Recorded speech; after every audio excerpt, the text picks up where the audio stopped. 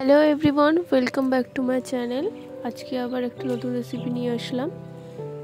ছোলার ডাল আর মুগ ডাল ভিজে রাখতে হবে, তারপর মিক্সার গ্রাইন্ডারে পেস্ট করে নিতে হবে, তারপর সাদা তেল আর গোটা গরম মশলা দিয়ে রেখে দিতে হবে কিছুক্ষণ। তারপরে পেস্ট করাকে তেলের মধ্যে দিয়ে ভালোভাবে ভেজে নিতে হবে। তারপরে ভাজা হয়ে গেলে দুধ দিতে হবে, দুধটাকে দিয়ে ভালোভাবে নেড়ে চেড়ে তার মধ্যে চিনি দিতে হবে। পরিমাণ মতো চিনি দেবেন আপনারা।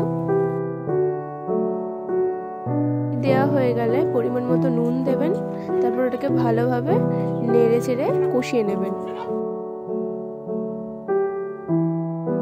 কষিয়ে নেওয়া হয়ে গেলে যাতে ব্রাউন কালার আসা পর্যন্ত, একটা সুন্দর কালার আসবে ওইটা পর্যন্ত আপনারা ভালোভাবে কষাবেন, মানে পুরো ড্রাই করে নেবেন কষিয়ে কষিয়ে আর কি।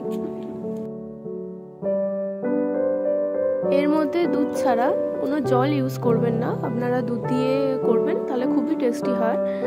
আপনারা দুধ দিয়ে ভালোভাবে কষিয়ে নেবেন।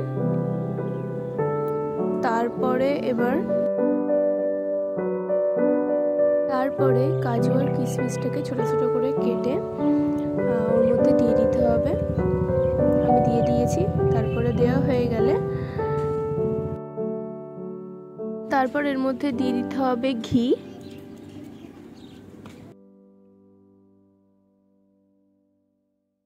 ঘিটা দেওয়ার পরে আরও ভালোভাবে কষিয়ে নিতে হবে।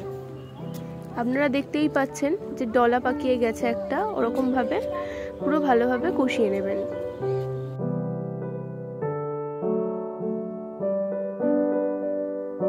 তারপরে কি ভালোভাবে কষিয়ে ঠান্ডা হয়ে গেলে একটা জায়গা তুলে নিতে হবে। তারপরে এটাকে ছোট ছোট করে বরফির মতো আপনারা চাইলে কাটতেও পারেন বা এমনিও রাখতে পারেন। তো আমি বরফির মতো যেহেতু কেটেছি, তো আপনারা এরকমও করতে পারেন, করে দেখবেন খুবই টেস্টি লাগবে খেতে। তো এটার সাথে আপনারা রুটিও খেতে পারেন বা লুচি, পরোটা, যা ইচ্ছা খেয়ে দেখুন, খুবই ভালো লাগবে।